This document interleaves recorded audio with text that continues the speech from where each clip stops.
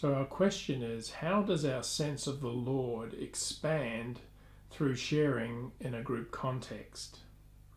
In meeting as a group centered on the Word, we open up the possibility of having the Word transform what may initially be a collection of individuals into a collective entity or more complete human form, where the Lord is experienced as the life of the group itself. So as each individual gathers with others to form a Logopraxis group, they do so with the intent of having their time together centered on their experience of working with the Word. When the things of the Word are the focus of a group's work, the Word works to unite them into the human form on a collective scale. The reason for this is that the Lord is the divine human, and because he is also the Word, then the Word itself must also be the divine human, so that where the Word is acknowledged to be the Lord in our midst, it cannot but work to create a more complete human form on a collective scale in which he can dwell. Now this is a profound idea, but it is one worth holding in mind as we meet. If only to get a small glimpse of the insight that Swedenborg gained when his spiritual eyes were opened and he was able to perceive that heaven taken as a whole, along with all the angelic societies that make it up and all the angels that make up each society, are all in the human form, this being the divine form itself in the heavens. From a Logopraxis perspective, the same law of formation that organizes the things of the Word into a heaven on the largest scale must also operate on the smallest scale. We just need our spiritual eyes or our understanding opened in order to see it. So the understanding is opened through first acknowledging that such a law operates. For this places us in a state of receptivity in which we might come to actually see how a group, as a collection of individuals, can actually take the form of a single human being. It is a seeing that goes beyond an understanding of a human being solely in terms of individual persons, which is a movement toward what is more universally human, and importantly, towards being able to see what constitutes the neighbour on the highest level of existence. To have our spiritual eyes opened involves having our understanding built up through allowing the spiritual principles offered in the Word to govern our sense of what is real. For it is these principles alone that are able to set the mind free from forming ideas related to spiritual realities from the false appearances of the senses.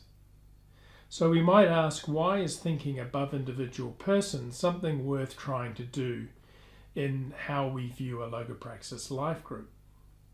Well, aside from the fact that it is an angelic way of seeing, on a more practical level, it is about trying to open a state of mind in which we can better appreciate how our work with the Word in Logopraxis is something that transcends us as individuals.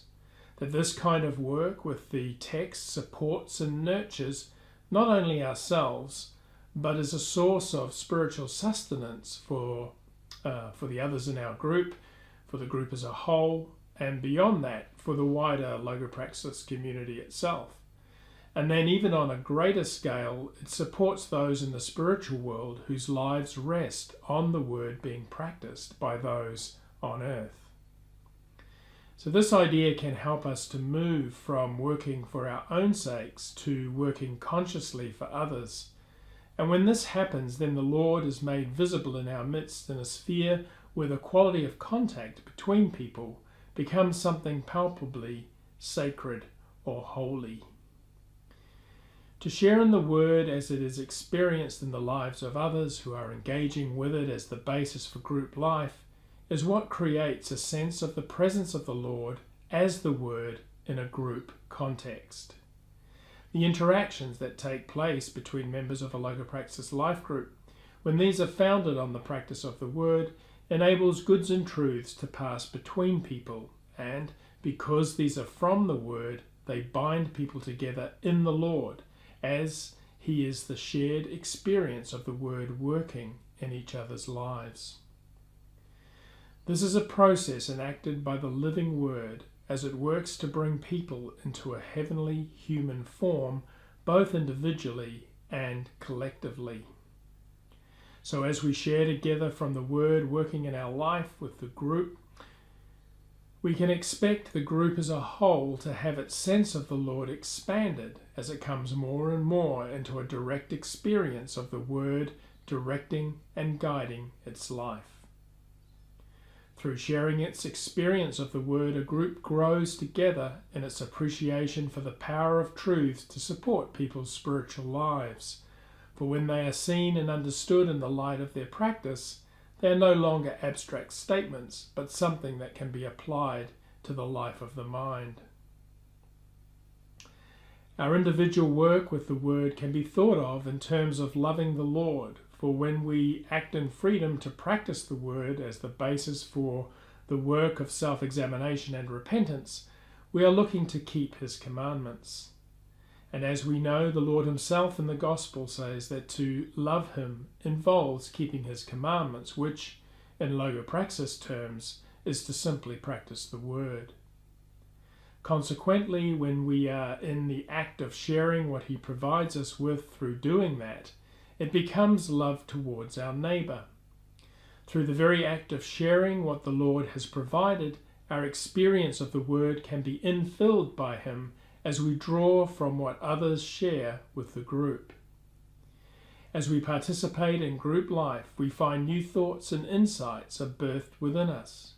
New ways of seeing the Lord open up for us that can only enhance our sense of the Lord's presence in the collective human form that the group is becoming. To share in this way, to have the Lord as the Word leading and governing the life of a group that is focused on supporting the regeneration of human minds, is really what it means to be a genuine spiritual community.